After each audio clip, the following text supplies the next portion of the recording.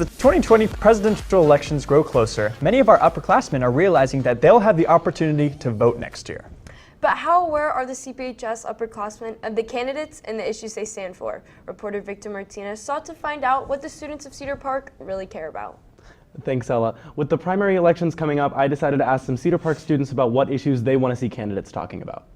The top three political issues I care the most about are prison reform and standardizing gun background checks at the federal level instead of the state level. And then my third topic is gentrification in cities. I'd say that I care the most about environmental issues and equality, whether that be gender, sexuality, race, and I also really care about common sense gun reform. Personally, I care a lot about the preservation of democracy with like voting rights. I also am really interested in deep state corruption and like elites.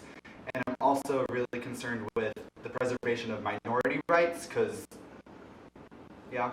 I would say safety in schools, accessible healthcare for everybody, and then the ridiculously large percentage of people experiencing homelessness that are our military veterans. The safety of schools,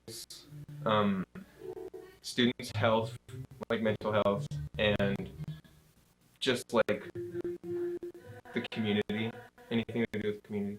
Immigration, gun control, and our involvement in Syria. Reproductive rights, gun control, and equality. Although the results were scattered, there were a few common responses from these interviews and from our forum online. Among these were issues like gun reform, immigration reform, equal rights, climate change, and healthcare reform. But what do we do with these results? What can students do to ensure that they're voting for a candidate who will fight for the things that they care about? I think that there are so many resources at our disposal that it's hard to like not be informed unless you just really don't want to be. Although the next presidential election takes place a year from now, the main focus currently is on the primaries, occurring in March for the state of Texas. Let's meet the candidates still running at this point. As you can tell, there are plenty of options, and there are plenty of online resources to help you learn more about who they are and what they're fighting for. For instance, a quick look at a candidate's website, where they'll typically summarize their stance on prominent issues and outline their plans for dealing with them. Let's go back to one of those big issues we saw, gun control, do some research, and see what the leading candidates have to say about it.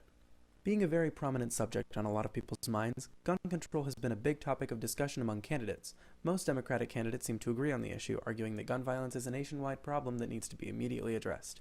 Each of the current top three Democratic candidates say that common sense gun policies need to be pursued, plan on some form of investigation of the NRA, as well as the securing of bans on assault weapons and high-capacity magazines. While President Trump agrees on the severity of the issue, his ideas, like other Republican candidates, show a more typically conservative approach, wanting to restrict weapons from people who shouldn't have them while maintaining the integrity of the Second Amendment. In the end, regardless of what your political views may be, it's important that the students that are old enough remember to go out and vote for someone who represents the issues that they care about. Thanks, Victor. You can register to vote at votetexas.gov. Up next are top Hey there, three. Evan Vines here. If you liked what you saw, make sure to hit that like button. And if you enjoy all things CPHS, hit subscribe. Have a great day or not, the choice is yours.